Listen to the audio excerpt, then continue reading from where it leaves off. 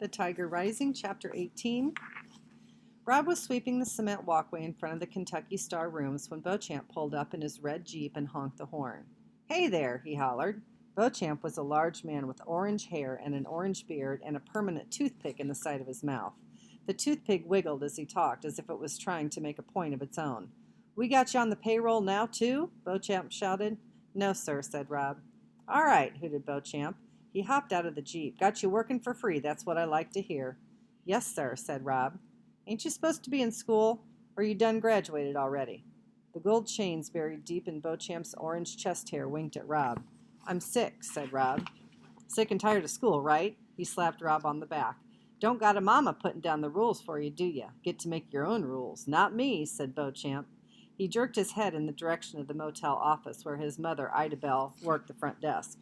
He winked at Rob and then looked to the left and then right. "Look here," he said in a quieter voice. "I got me a number of deals going on right now, a few more than I can properly handle. I wonder if a smart boy like yourself wouldn't be looking for a way to pick up some extra spending money." He didn't wait for Rob to answer. "Let me tell you what I got cooking. You like animals?" Rob nodded. "Of course you do," said Beauchamp, nodding with him. "What boy don't? You like wild animals?" Rob's heart skipped, and suddenly he knew where Beauchamp was headed. "I got me a wild animal," said Beauchamp. "I got me a wild animal like you would not believe, right here on my own property, and I got some big plans for him. Big plans. But in the meantime, he needs some taking care of, some daily maintenance. You following me, son?" "Yes, sir," said Rob. "All right," said Beauchamp, and he slapped Rob on the shoulder again. "Why don't you climb on into this Jeep and let me take you for a ride and show you what I'm talking about?"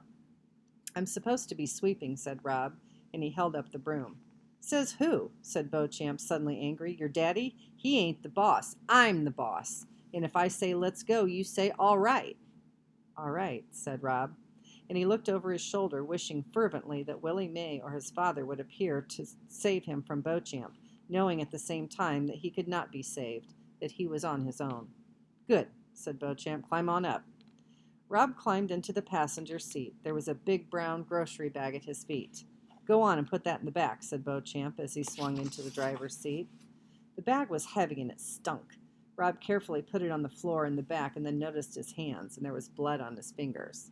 "That's just from the meat," said Beauchamp. "It won't hurt you none." He cranked the engine, and it roared to life, and they went tearing around behind the Kentucky Star and into the woods. Beauchamp drove like he was crazy. He gunned for trees and then swerved away from them at the last minute, whooping and hollering the whole time. "You ain't going to believe what I got to show you," Beauchamp hollered at him. "No, sir," said Rob weakly. "What?" Beauchamp shouted. "No, sir," Rob shouted back. "I ain't going to believe it." But he did believe it. He believed it with all of his heart.